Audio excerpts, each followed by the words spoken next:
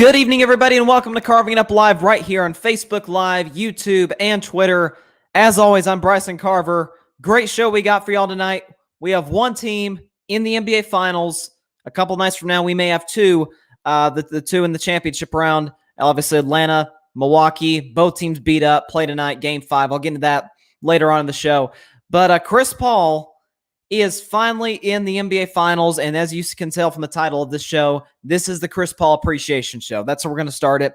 Talking about Chris Paul, talking about the Phoenix Suns 130 to 103 win over the Clippers last night in the Western Conference Finals. Also, just discuss the Clippers' best player right now, Paul George. Can't say enough about him, and I'll get into that later in the show. He earned the Playoff P nickname. He earned that, starting with Game 5 of the previous round against the Jazz. Get into that later on after Chris Paul. Also, only NFL topic of the day, but I've been thinking about this over the last few months. I've been breaking it down. The Dallas Cowboys are Super Bowl contenders. As cliche as it sounds before every single year, they're contenders, and I'll explain to you why. There's just one factor that needs to go, not even perfectly, but just decent for the Cowboys to be contenders. Get into that later on in the show. But first, can't start the show anyway. By the way, also, NCAA finally letting the players get paid. We got a celebration for that as well. Lots to talk about today. Let's start with Chris Paul. Only other way we could start is with Chris Paul and the Phoenix Suns win over the Los Angeles Clippers last night, 130 to 103. First of all, let me just say this about the game last night as it pertains to CP3. Suns got out to a big lead early, second quarter. They're starting to build on it. They go into halftime up 9. They build the lead up to darn near 20 early in the third quarter. And then the Clippers, doing what they've done this entire postseason, they come back. They go on a 10-0 run, and they cut it to 7. And I immediately tweeted, "Cardiac Clippers, here they come. Here they come." And what did Chris Paul do? Sniffed it out. Personal 10-0 run. That, my friends, and I don't want to dwell on this for too long, is what MVPs do. I've said in the show for a while, I think Steph Curry was the most valuable player this season, not Nikola Jokic. I would have put Steph, Embiid, and Chris Paul above Jokic. If Steph didn't win it and Chris Paul did, I would have no problem about it. Because what has Chris Paul done his entire career? Win. Immediately. New Orleans, multiple playoff appearances, battles. I mean, heck, they took the Lakers, 6-7 games? The Kobe and Pau Gasol Lakers that ended up winning the championship. I mean, come on, that's incredible. That's incredible. Or I think that was the year after they won the championship, but still, that was a good Lakers team. It was prime Kobe Bryant, Gasol. Phil Jackson was still the head coach of that team. And so Chris Paul gets traded to the LA Clippers. Now, what were the Los Angeles Clippers known for before Chris Paul? The joke, maybe not even just the NBA, but of sports. Was any franchise more incompetent than the LA Clippers? I mean, they sucked for years, and they'd always, get that number 1 pick. They'd be top 3 in the draft, and they botched their pick. And that was in large part because of their old owner, Donald Sterling, running the show. I mean, that's how he did things. He was awful. Okay. And so they trade for Chris Paul after he should have been a Laker. I mean, I'm a Warriors fan, but even I could say Chris Paul should have been a Laker. But he gets traded to the Clippers, the lesser team in LA. He's teamed up with Blake Griffin, DeAndre Jordan, and all we ever heard for, what was he there for, 6 years, was, Blake Griffin is the best player on the team. He's the engine that makes the Clippers go. And I'm like, you've got to be kidding me. Blake Griffin was good. I mean, he could, even today, he could play. His game is very different than what it was when he was with the Clippers. He could play. But he was not the most valuable. Yeah, he could dunk and stuff. He could not shoot to save his life. DeAndre Jordan could not shoot a free throw to save his life.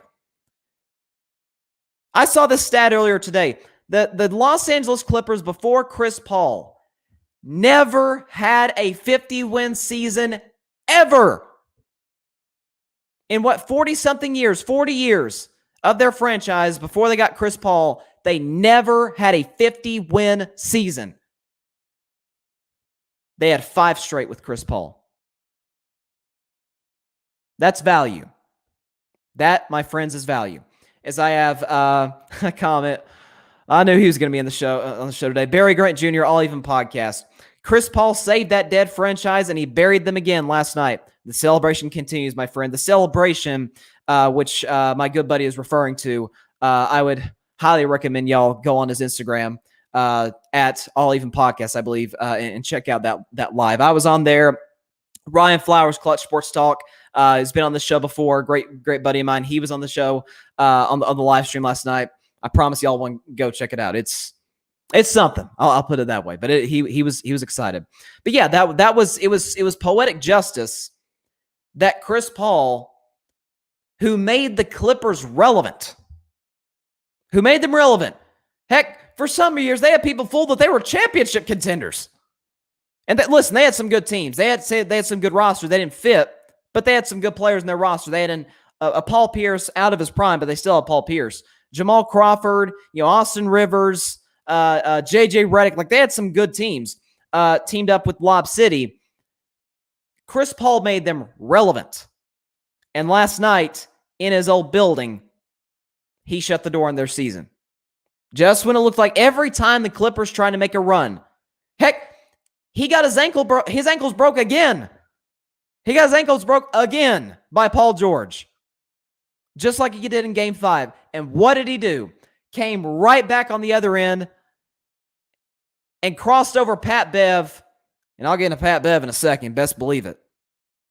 Crossover and 1-3 like a savage. But that is the ultimate. Fans, you had a good season. It's over.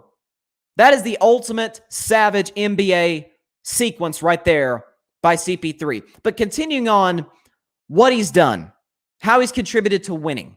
He gets traded by the Clippers because they think he's the issue, even though it was, to an extent, Doc, Blake Griffin, DeAndre Jordan. A lot of issues with the Clippers. Chris Paul was not one of them. So he gets traded to Houston. He's the number 2 behind James Harden. But what happens that year? Now, Houston was a good team the year before. They were the 3 seed. They got to the second round until James Harden, as he does in the playoffs, choked again. But the year after, 65 wins, best record in basketball. And in the Western Conference Finals, as we all knew would happen, they matched up with my Golden State Warriors. And James Harden, who won MVP, didn't show up. But through 5 games against the fully healthy, fully loaded Warriors, the Rockets had a 3-2 lead because Chris Paul played magnificent. But in Chris Paul fashion, in the playoffs, what does he always do? Gets hurt. Pull his hamstring at the end of Game 5, and that was that. And James Harden, again, the MVP in back-to-back games, Game 6, Game 7. Game 7 was on his home floor. His team choked double-digit leads. And that was that. So a year after that, Rockets again get eliminated by Golden State. And so Chris Paul, we all thought by that point, I'm like, okay, Chris Paul, he's good, but he's washed. He's old. So he gets traded to OKC, and we're thinking, yeah, this is it. This is the end of Chris Paul. He leads the Thunder, who wanted to tank. They wanted to lose and get a high draft pick. They wanted to tank. And what did he do? In the Western Conference, got the Thunder to the 5 seed, and they almost beat James Harden and Russell Westbrook and the Houston Rockets in the first round. It went 7 games until they, kind of fell apart at the end. But Chris Paul got that young OKC team there. He gets traded, and OKC, did what they wanted to do initially, and they tanked, and I think they were the second worst team in the West this year. And so he goes to the Suns. Now, mind you, the Phoenix Suns, obviously, we all know they're a great basketball team, without a doubt. Devin Booker, we've loved him for a long time, but he was on a lot of losing Phoenix teams. So last year, they had Monty Williams, great coach. Devin Booker, one of the best scorers in the game. In stretches, DeAndre Ayton. And going into the bubble, they were 13 games under 500. Now, they went 8-0 in the bubbles, we all know. But they missed the playoffs. Because what they did in the regular season put them in too big of a hole they couldn't climb out of. And so Chris Paul gets traded there. They're the second best record in basketball. And ladies and gentlemen, the Phoenix Suns are 4 wins away from their first NBA championship. I've always said 4 players currently in the NBA that have more impact on winning than anybody else. Anybody else. Actually, I'll say 5. I think it's 5. Kevin Durant, LeBron James, Steph Curry, Jimmy Butler, Chris Paul. That's your 5. No other 5 players contribute more to winning basketball games at the highest level than those 5. And look at the franchises that Chris Paul was with. Look at them when he left. New Orleans won 31 games after he got traded to the Clippers. The Clippers missed the playoffs after he got traded to Houston. Houston lost in the second round. And now they're a train wreck. Obviously, no James Harden. We get that. But they're in rebuild mode. Like this is OKC. They're definitely in rebuild mode. This is Chris Paul. This is what he's done his whole career. And if there's anybody in the NBA that doesn't have a championship that, I don't like using the word deserve. I think you earn everything you get. Chris Paul has earned the right to play for an NBA championship. Good for him. Good for the Phoenix Suns. And couldn't be happier for him. Like I was genuine. I'm watching that post-game celebration where they're doing the Western Conference trophy celebration. That was one of my favorite NBA moments I've ever watched. I mean, Chris Paul told you himself, the injuries, the surgeries, the bad playoff losses, and he's finally gotten to the NBA Finals. Couldn't be happier for him. Could not be happier for Chris Paul. Couldn't be happier for Monty Williams. DeAndre Ayton had a great series, underrated series. Jay Crowder, excellent player. Bridges, Campaign. Man, the 2 games Chris Paul was out, Campaign stepped up big time. And so props to him, props to that whole Phoenix team. And listen, this has been the Bizarro playoffs, so man, anything can happen.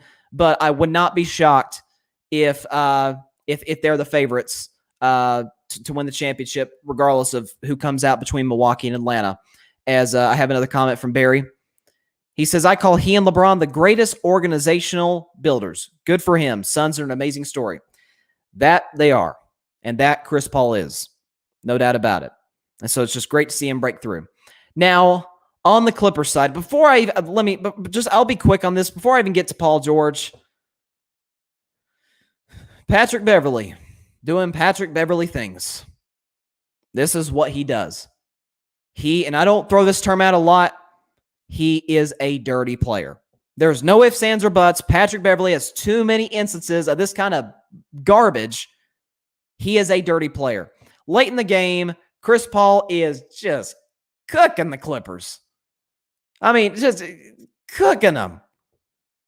And he makes a shot. Clippers call timeout. They're down 26. And Chris Paul walks over to the Suns bench, during the timeout. And Patrick Beverley goes over and just shoves him in the back as hard as he can. Came and shoved him. And thankfully was ejected. I'll say this first of all, he should be suspended for the first 5 games of next season. That's some BS right there. You just go up to a guy and just shove him. Chris Paul got in Patrick Beverley's head. People talk about, Pat's this great defender. Listen, Russell Westbrook said it best. He said, that man has y'all fooled. I remember a game last year, the Lakers were playing the Clippers. It was not long before the season got postponed due to COVID. But the Lakers were playing the Clippers, and the Clippers they have so many great wing defenders. They have Kawhi, and they have Paul George and Marcus Morris, and they put 6'1" Patrick Beverley on 6'9", 270 at least, LeBron James. And then they were asking LeBron after the game how he thought Patrick Beverley's defending him. He's like, you kidding me? Are you really? This guy? I mean, he thinks he's Tony Allen.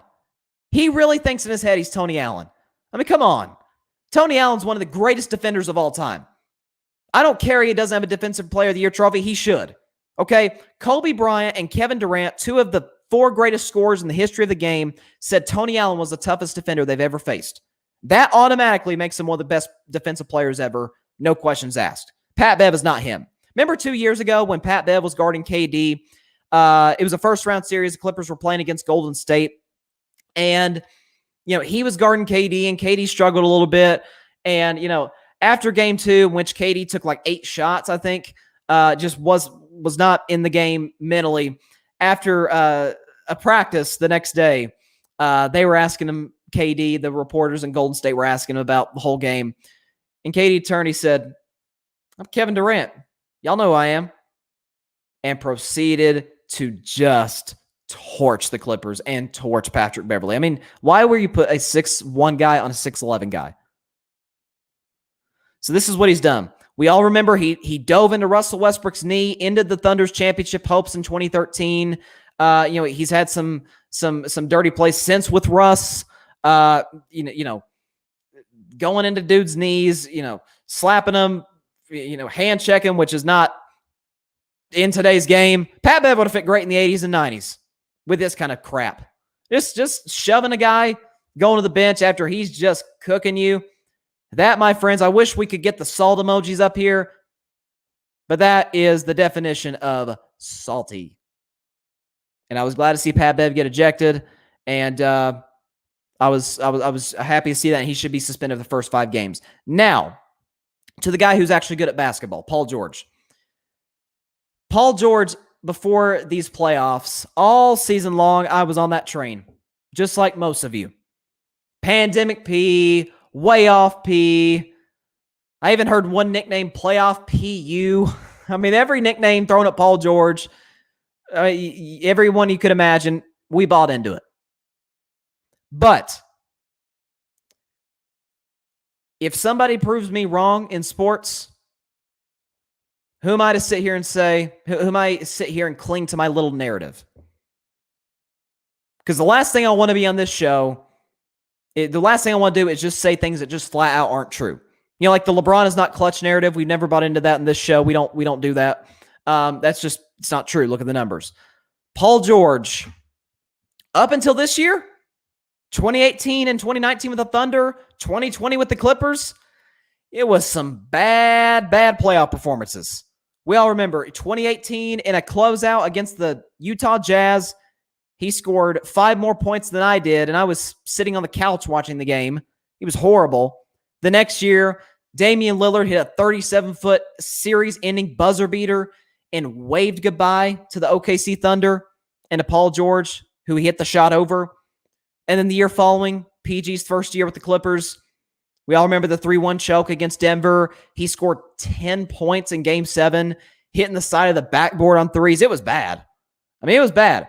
And so I'm like, listen, what was my thing I said about the Clippers? Frequent viewers of the show know. My thing was, it ain't if they'll lose, it's how they'll choke. And folks, I was wrong. We had seen some rough Paul George performances in the first round against Dallas. I think it was game 1, either game 1 or 2 against the Utah Jazz in the second round when the Clippers fell behind again 0-2. And so the Clippers come back. They win their next 2 games easily at home against Utah. And Kawhi Leonard gets hurt, as he always does. And he's gone for the rest of the series. And so it goes to game 5. Series is tied 2-2. And we're thinking, man, the Clippers goose is cooked. We know what Paul George is in the playoffs. We know that Kawhi is the best player on the team. It's over. It is over. And what did Paul George do against the Utah Jazz? 37 points and 16 rebounds, 12 for 22 from the field. Big time. Clippers win. Game 6. Now, that was more known for being the Terrence Mann game, as it should. Terrence Mann had the greatest game he'll ever have. But what did Paul George do? He played 46 minutes. 28 points, 9 rebounds, 7 assists. Closed out the series. Down 25 in that game. Came back and won. Okay? And people kill him.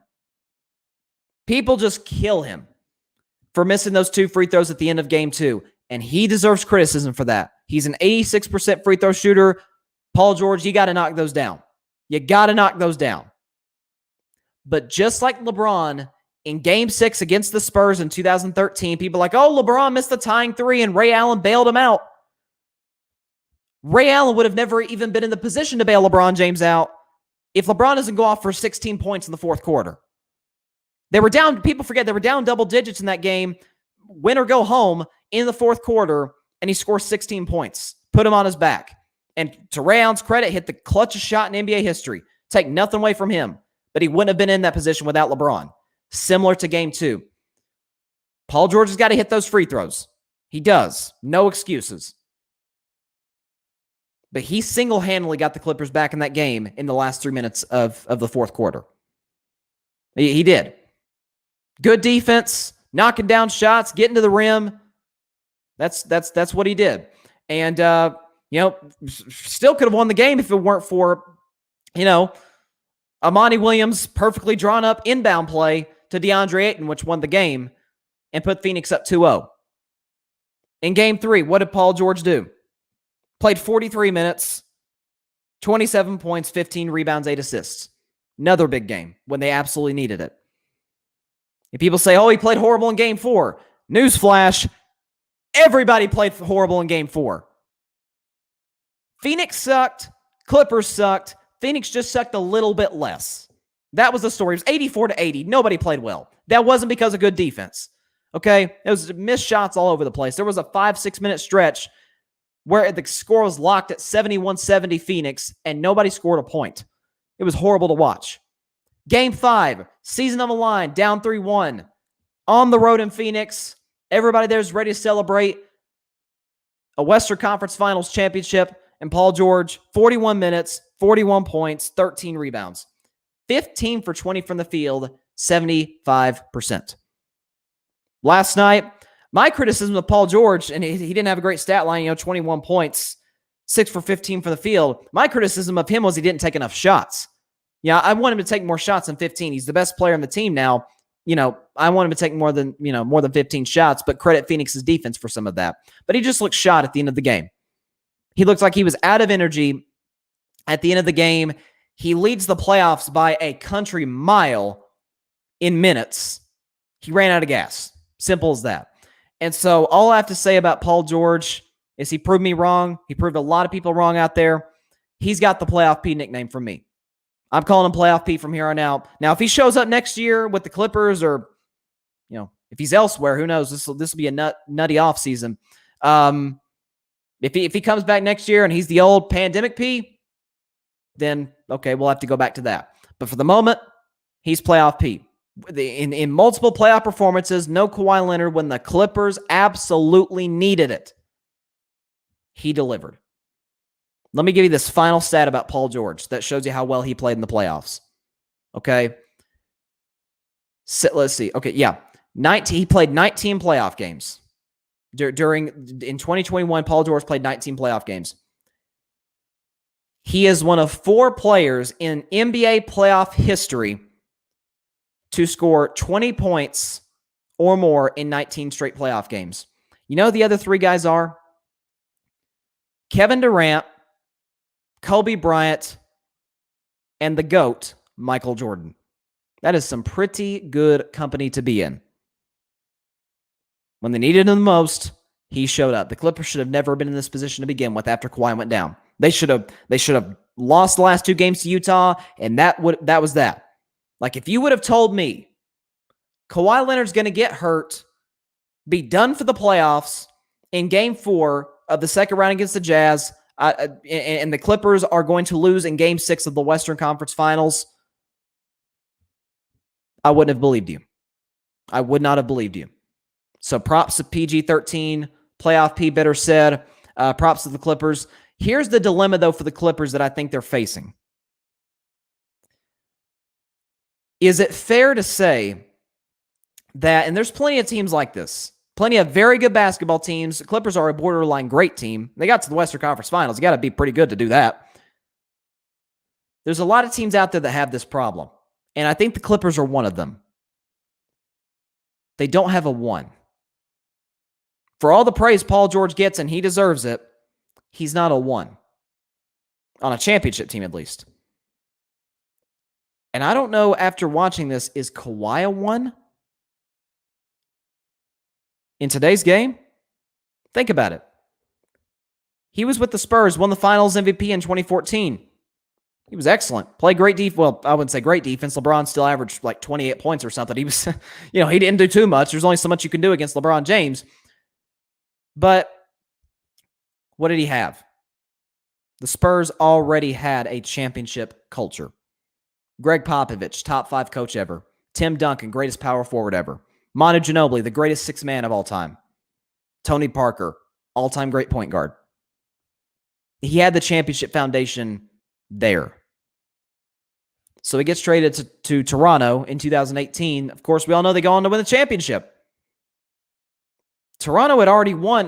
Toronto had been the number 1 seed the year before.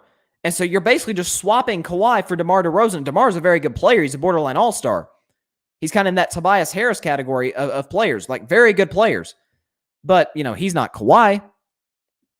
He's not Kawhi. So I think when you sit back and look at it, you had Toronto, who had a good culture. They just needed a multi-time all-star player to get them to the promised land. And keep in mind, we always talk about championship teams that have gotten a lot of breaks. Toronto got about as many breaks in 2019 as you could have possibly gotten.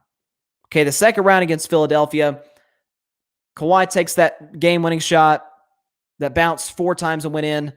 That was a lucky shot. Like, I don't say lucky a lot. That was kind of lucky. Like, how many game winners, forget game winners, how many shots have you seen where the ball, it never hit the backboard? The ball never hit the backboard. The shot bounces 4 times on the rim and goes in. That never happens. But it did for Kawhi. And so, second round, they come back against the Bucks. Then they play a Golden State team. And I believe this. Even, as a Warriors fan, I believe this. Even without Kevin Durant, who played 12 minutes in the entire series against the Raptors, if Klay Thompson is healthy all the way through, Golden State wins the series. No question about it. Keep in mind, Klay missed game 3 that Toronto won. And in game 6, Golden State had won game 5, saved their season. It goes to a game 6 back at the old Oracle Arena. And Klay, before that ACL tear at the end of the third quarter, was balling. He was game 6 Klay. Couldn't miss. Just cooking the Raptors. Steph had gotten to a little bit of a rhythm in the third quarter. Iguodala was hitting shots. Like, Golden State was building some momentum. If Klay, listen, I think even Raptors fans would admit this. If Klay doesn't go down, Golden State wins game 6. You say, well, what about a game 7? Listen, if a game 7 happens with Golden State having a healthy Klay Thompson, obviously Steph, Draymond, and Andre Iguodala along for the ride as well. I would say along for the ride, it's Steph Curry, but you get what I'm saying. We're talking about a game 7. The Raptors were up 3-1 in that series, and they let it go the distance to a deciding game 7. A lot of pressure on a team that's never won a championship at the time. Whereas for Golden State, they're like, we've been here before. We've been in a game 7 of the finals, albeit it didn't go very well, but we've been here. We know what it's like. We've played a game 7 on the road, 2018 against Houston. This isn't too big for us. So Kawhi had a culture built. Kawhi inherited a culture in San Antonio, a championship culture, and he had a winning culture in Toronto. And so goes the Clippers, which doesn't have a winning culture. And it's been rocky. I don't know how much his teammates really like it. This is something I didn't like at all. This just shows the media, I wouldn't say the media's bias, but some of the bias toward LeBron. Like, people were freaking out about LeBron walking off the court after the series was over against Phoenix. Like, oh my God, he's the worst teammate ever. He has no sportsmanship, blah, blah, blah, blah, blah. Kawhi Leonard in this series was sitting up in the box seats at the top of the Staples Center instead of on the bench. Now, maybe he got the memo and that, like, hey, Kawhi, this probably isn't a very good look. Kawhi was on the bench last night. But for games 3 and 4 of this series at home, Kawhi was up sitting in the box seats, not with his team, by himself, isolated. And that is Kawhi. He's not a leader. He's not a leader. And so that's the problem I think the Clippers are dealing with. Like, championship teams got to have a leader, and they got to have an unquestioned one. Well, Bryson, Kawhi has won 2 championships, 2 finals MVPs. What I define as a one is a guy that can inherit a bad culture. Chris Paul, LeBron James, Steph Curry, KD. Inherit Jimmy Butler. Well, the Heat weren't a bad culture, but they hadn't won in a while. So Jimmy, came in and did his thing last year. But the point is, to me, a one is a guy that can come in and turn a franchise around. Doesn't matter what you give him, he can turn a franchise around. I don't know if Kawhi's that. Like, there's very few players that are the culture of the team. Very few in the history of the NBA. Kawhi's not one of those guys. And obviously, Paul George, as great as he played in the playoffs this year, he's not a one. So that's something the Clippers are dealing with right now. I think that's something they're going to have to address in the future. But I will say this, props to Reggie Jackson. Obviously, he was emotional after the game. He was excellent in the playoffs for the Clippers. Marcus Morris had another good game last night. He was good in the playoffs. DeMarcus Cousins had his moments to shine in this series. This is a very good Clippers team. They'll be good next year. I don't know if this is a championship team, though. Moving forward, I doubt it. I think they need a one. I even thought about this. What if they traded either Kawhi or Paul George for Damian Lillard? Then you got a one. I think if you pair Dame with Kawhi or Dame with Paul George, oh, right, this is a powerhouse in the West. But I don't anticipate that happening. And they're always going to be a good team, but not enough to win a championship. So let's see, what's our next topic? Oh, yeah. NCAA, baby. Finally, athletes can get paid. Name, image, likeness, athletes can profit off of it. We've already seen some athletes, in college football, the quarterback of the Wisconsin Badgers has gotten an endorsement deal. Bo Nix, the quarterback of Auburn, he's gotten one. So athletes are already, jumping on this. And today, actually, July 1st is the very first day that this, has come into fruition. So yesterday we found out the breaking news that every NCAA athlete in the country will be able to make money from endorsements and through a variety of other ventures starting today. This is a great day for college sports. And here's something, people are freaking out. Someone even dug up what Dabo Swinney said 2 years ago. And I've had my issues with Dabo. I think Dabo Swinney is a great coach. I don't know if he really has the best interest of his players at heart. And I don't like throwing that kind of stuff out there, but when you've seen kind of the stuff that's come out of his mouth and some of the things he said in the last year, it's not great. But 2 years ago, one of those things that he said was that if athletes get paid, I may have to quit my job and go to the NFL. Well, Dabo, I guess Clemson's going to have to look for a new head coach. If that's the case, but we know a lot of people say things that, they're just shooting off the cuff. They're not serious about what they're saying.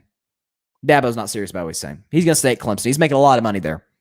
He's making 8 figures. He's not leaving Clemson. So I just thought that was interesting.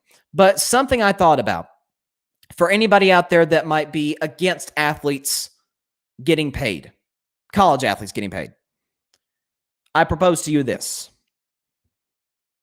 A year and a half ago on this show, we talked about, it was one of the very first episodes of Carving It Up. I talked about James Wiseman. I'm sure people have heard the story before, but just to really put a bow on this huge day. James Wiseman in 2019, he's a Warrior now, but he was with the Memphis Tigers, college basketball. And he got suspended indefinitely by the NCAA for a drug violation. No. For some kind of sexual misconduct?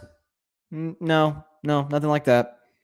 For Memphis helping his family move to the city to be closer to their son. The NCAA suspended James Wiseman indefinitely for that. And almost simultaneously with that, Chase Young. He's a great pass rusher now with the Washington football team. He's got a very bright future ahead. He's the defensive rookie of the year. But he was at Ohio State in 2019. And he was right in the middle of a dominant season. I think he was on pace to break the Ohio State sack record. He may have, I can't remember, but he was having a Heisman season as a defensive end. That's saying something. You know, Heisman almost always goes to quarterbacks. It went to Devontae Smith this year, rightfully so, but it's almost always a quarterback award. A defensive end was in the conversation. That is saying a lot. And what took Chase Young out of the conversation? Number one, Joe Burrow had the greatest, season of any college quarterback ever. That played factor. But what knocked Chase Young out of the Heisman contention? He got a 2-game suspension. Now, why did Chase Young get a 2-game suspension, you ask? Because he paid for his girlfriend to fly out to Southern California, to Pasadena, for the Rose Bowl the previous year to watch him play in that game. Just say this out loud. A guy got suspended for paying for his girlfriend to come watch him play football. Not for something morally wrong or horrible, or even an academic violation. Crap, even that. For paying for his girlfriend to go watch him play. In the case of James Wiseman, for the university, or for Penny Hardaway, really, for Penny Hardaway and others at Memphis, helping his family move to Memphis to be closer to their son. That's what they got suspended for. And so I propose this. Any other college student, countless college students around this great country, they get to work. They can make money while they're in college. They can work wherever, fast foods, wherever they work. They get to make money in college. And they're important people. I'm not trying to, say, oh, they're just, peasants or something, but they're not the ones pulling in millions of dollars, depending on the sport, depending on the university, for these schools, for these athletic departments. What is Duke basketball without Coach K and the players? What is Alabama football without Nick Saban and the players? It's nothing. It doesn't exist. So as great as coaches that we got in all these different sports, and they are great and they deserve, their due compensation. But why don't the athletes who pull in this money, why don't they get paid? If someone makes I've used this analogy before. If someone uses, if someone makes a Duke Zion Williamson jersey back when he was at Duke, too bad, Zion, you don't make anything off this. And someone is wearing your name on the back of their jersey. They're wearing your jersey, and you don't get paid anything for that. Trevor Lawrence, if someone wears an orange Clemson number 16 jersey, you don't get anything for that. Reggie Bush, I'm going to go and say right now, Reggie Bush, NCAA, return that man's Heisman Trophy. Y'all need to give this man his Heisman Trophy back. It's ridiculous. So I'm happy that this happened. I'm genuinely happy for the athletes. I feel bad for the ones that didn't get to, didn't get this opportunity before. But I'm happy. The athletes are the ones doing the work. As the Supreme Court ruled unanimously 9-0 against the NCAA. We talked about this story a few weeks ago. And Justice Kavanaugh made a good point. He said, what the NCAA's business model would be illegal in almost every other American business is you've got the athletes who are pulling in the money and they don't get a nickel in return. All I got to say is it's about time. Good for the athletes. They deserve it. If you're throwing out names. If you're, for example, who's the kid at Oklahoma? I'm trying to remember his name. He's a good quarterback. I can't remember. But he's projected to be a high draft pick. And Oklahoma, as we all know, is a great football powerhouse. Well, if he's putting up all these big numbers and helping Oklahoma once again, get back into the college football playoff picture, and he gets nothing. Last year, if Trevor Lawrence, Mac Jones, Justin Fields, these quarterbacks, some of these great players, Devontae Smith, they get nothing. I mean, people don't realize the amount of money that goes into these schools, into these athletic departments. It's crazy. There's a reason that college coaches make a heck of a lot more than pro coaches in any sport. I mean, it's nuts. As I have a comment here from Barry, this is great. NCAA college football is back. Bring back College Hoops 2K as well. Man, College Hoops 2K, you're really going back. Man, they haven't made one of those since like 2007. Love to get that back. But NCAA college football, man, Joe Burrow on the cover. Let's go and say Joe Burrow on the cover. If you want to put Reggie Bush on the cover, I'd be great with that. But we need to get NCAA college football 2022. So for the gaming community, this is obviously a very, very big deal. And I've never gotten to play NCAA football, so this will be a first for me whenever that comes out. But just think about for a minute. Think about like Tim Tebow. We talked about Reggie Bush as well. Some of the superstars in the sport that, I mean, can you imagine the amount of money that those guys would have made? If this rule had been in effect when they were in the sport, man, it'd be crazy. It'd be nuts. So it's great to see. It's a great day for college athletes all around the country. Good for them. Like I said, because guys, I'm going to be in college next year. If I can go to school, go to class and whatnot, work, get paid, make money, and the athletes at my school who are pulling in money for the school get nothing, that's like they said, that would be illegal almost everywhere else in every other business in America. So this is a great day. Love it. Happy for the athletes. Here we go. Like Barry says, we're getting college video games back. Let's go. So let me talk about NFL topic. I'm obviously going to talk about Milwaukee, Atlanta. Giannis is out, by the way, for Game 5. They've ruled him out with that knee injury. So that's obviously a huge loss for the Bucks.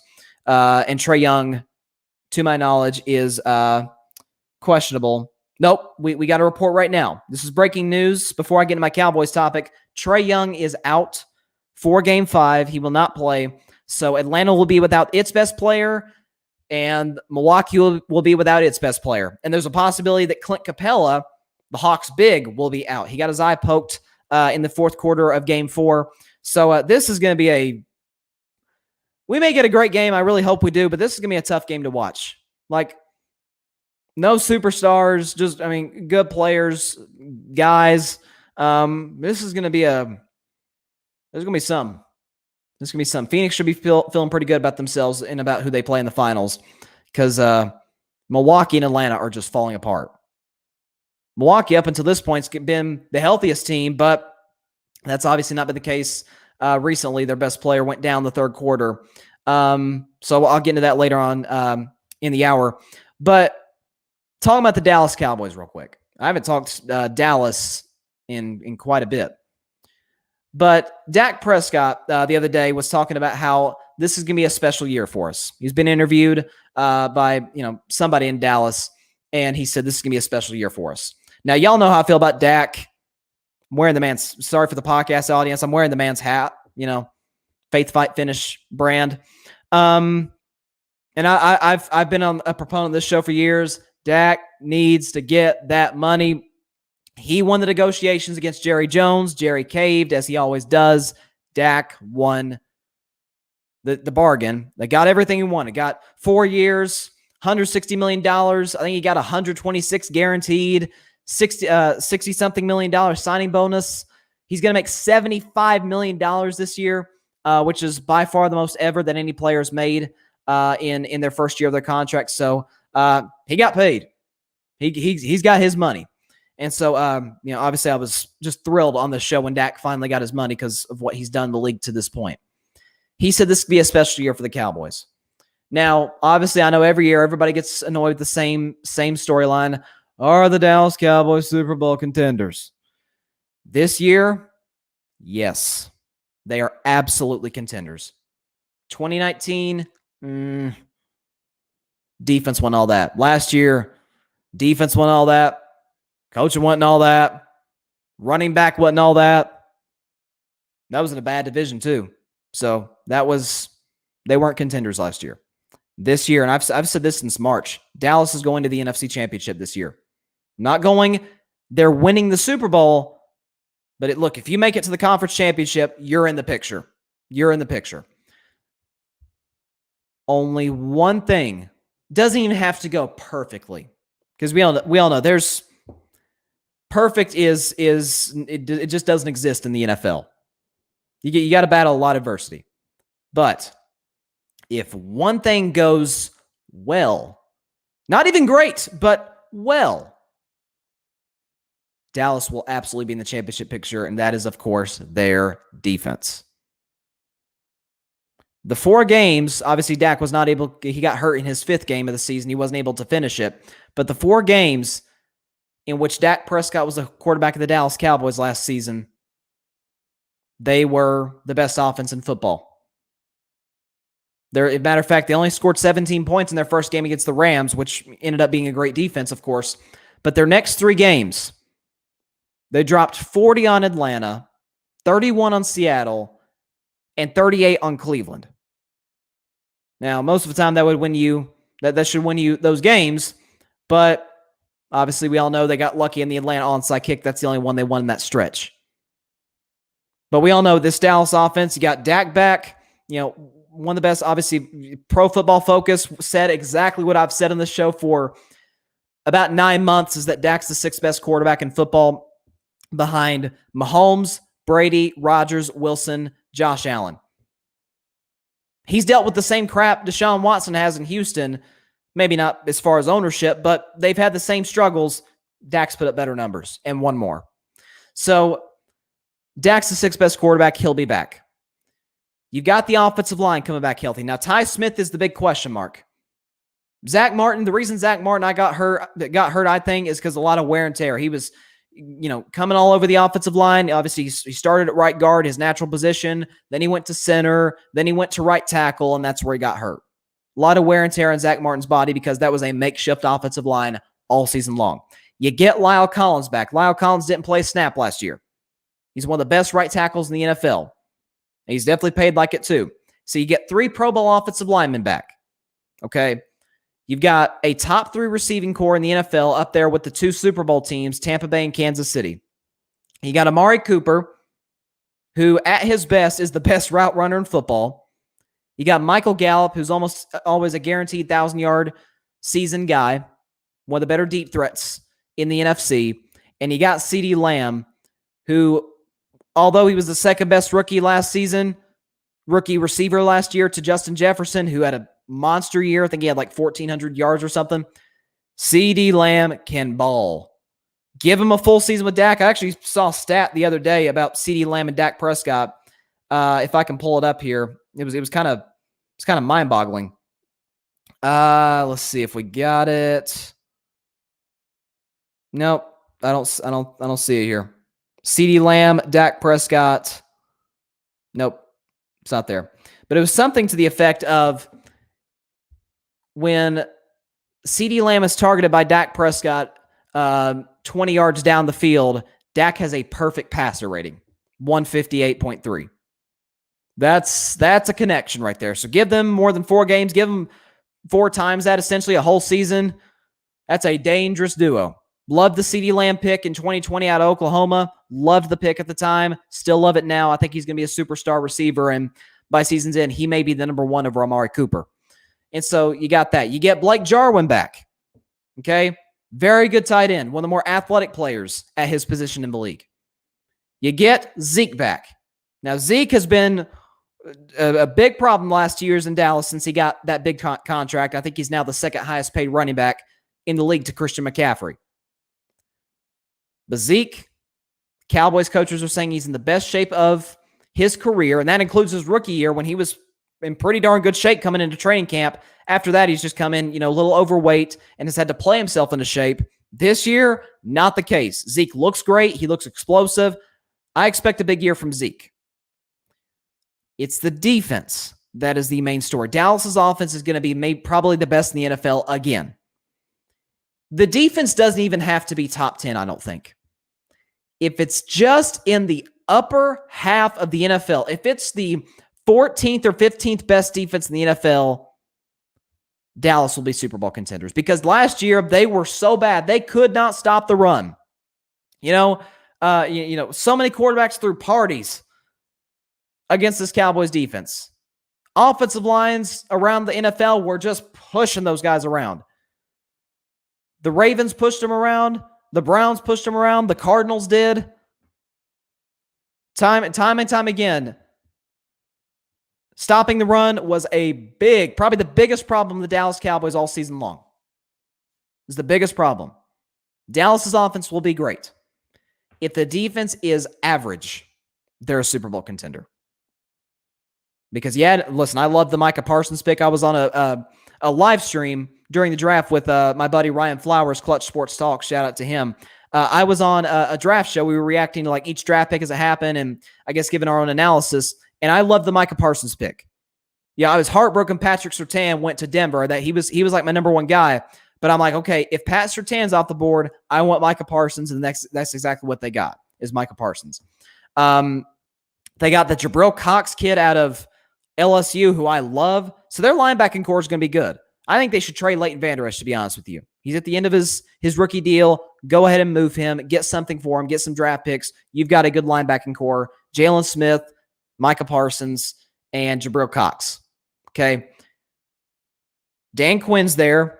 Now, how great of a defensive coordinator is Dan Quinn anymore? He had the Legion of Boom, but again, that was the Legion of Boom. You got 3 Hall of Famers, 2 first ballot Hall of Famers, and Richard Sherman and Earl Thomas. You had a very good player in Byron Maxwell. Cam Chancellor's a Hall of Famer. Not first ballot, but he's a Hall of Famer. You had Bobby Wagner, best, linebacker in the NFL. That was a good defense. It had taken a pretty bad defensive coordinator to screw that up. A very bad defensive coordinator to screw that greatness up. But he is an upgrader from Mike Nolan. Mike Nolan was horrible in Atlanta and horrible in Dallas. Dan Quinn, if you turn this defense into an average defense, they're Super Bowl contenders. And my prediction is they'll go to the NFC Championship game and lose to Tampa Bay. That's my prediction for Dallas this season. I've actually got a bet. I don't know if he's still in there, in here. Barry, who's commented on the show. I've got a bet with him. He's also a Cowboys fan like me, and he don't like Dak near as much as I do. But we got a bet that if Dak goes to the NFC Championship game, we're still finalizing that a little bit. But if Dak goes to the NFC Championship game, which I believe they will, and he will, Barry's gonna have to eat crow. Come on the show the next day and eat it. But it's a win-win for him. He could win the bet, or the Dallas Cowboys could be in the Super Bowl. So, but I think Dallas is due for a great season this year. I think I predicted their schedule. I think I had them going 12-5, 11-6, something like that, winning the division. I'm not worried about Washington. People are way too high on Washington this season. They got a great defense, great coach, but Ryan Fitzpatrick, is that who y'all are hanging your championship hopes on, or even your division hopes on? You're gonna be disappointed. I actually fear the Giants more than I do Washington, to be honest with you. But Dak is right. It's gonna be a special year if Dak didn't say this, but if the defense is average. Because last year they were so bad and still were in the division race at the very end. Somehow. Without Dak. Without an offensive line. Without Zeke playing well. All those components will be back. Can the defense be average? That's the story for the Cowboys I'll be following. If they are, they'll be in the NFC Championship game. They'll lose to Tampa Bay. That's my prediction. So, final topic of the day.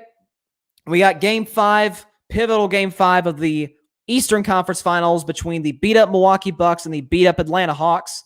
The stat goes that when a series is tied 2-2, the winner of Game 5 goes on to win the series 82% of the time.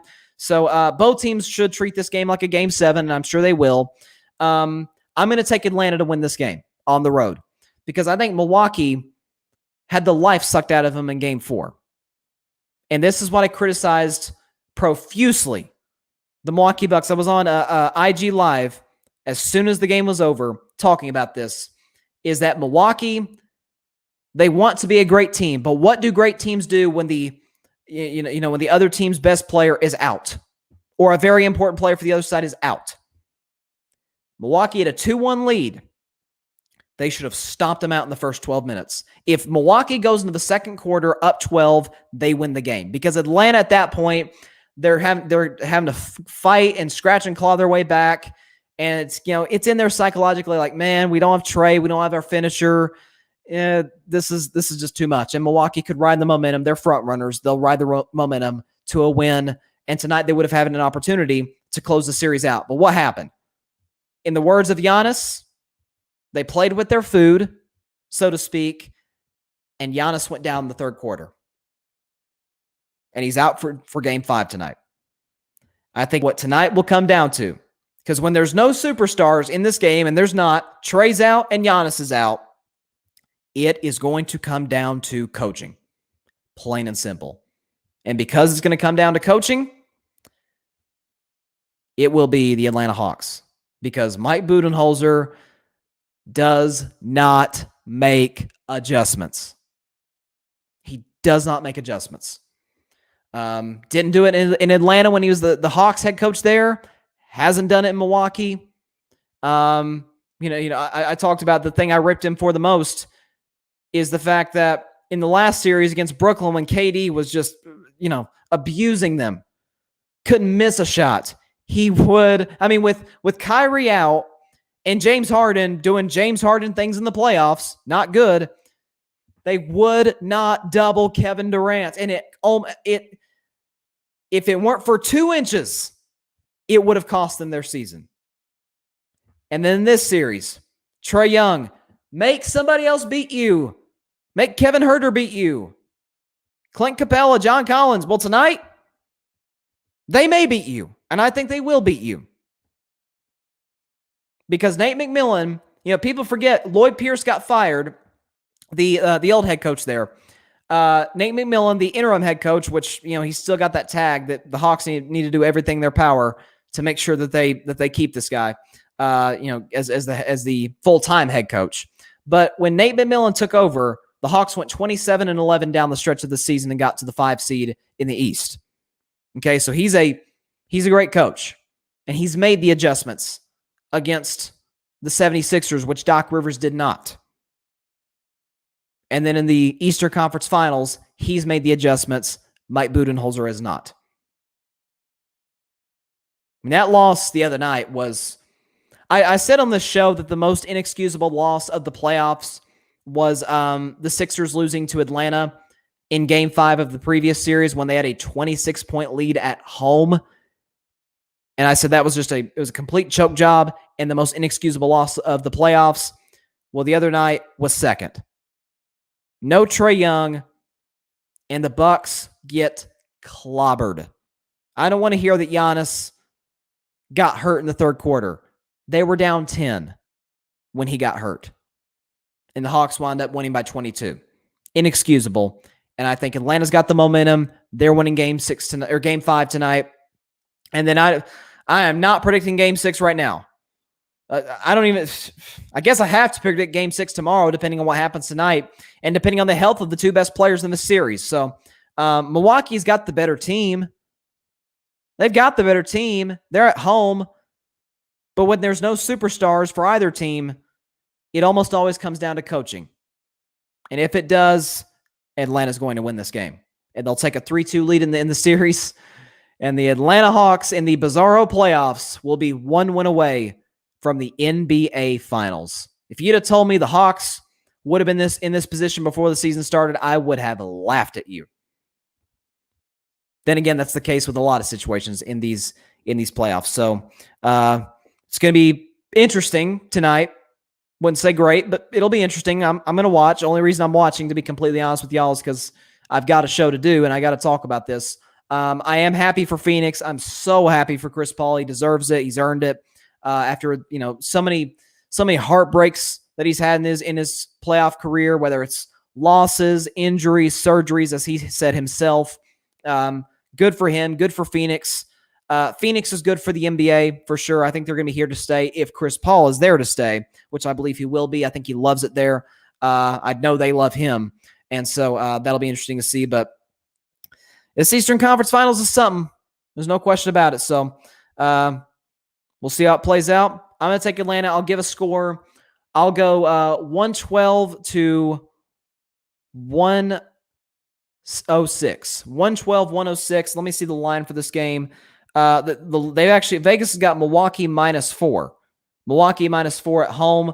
I have a feeling Charles Barkley is going to bet that the Bucks do not cover, and that the Hawks win this game. He'll guarantee it. Chuck's been on a guarantee hot streak, so if he bets what I think he's going to bet, if I were a betting man, what I would bet, then it would be Atlanta winning this game. Atlanta will win 112-106 and take a 3-2 lead in the Eastern Conference Finals with a home game 6. Wow. So with that is all the time we have for tonight's show. Thank you all so much for stopping by. Be sure to catch Carving It Up Live tomorrow. As always, 6 p.m. Eastern, 3 p.m. Pacific time on Facebook Live, YouTube, and Twitter. If you've been listening to the podcast episode of the show, we appreciate it. You've been listening on Spotify, iHeartRadio, Google Podcast, and Anchor, as well as wherever you listen to your podcast.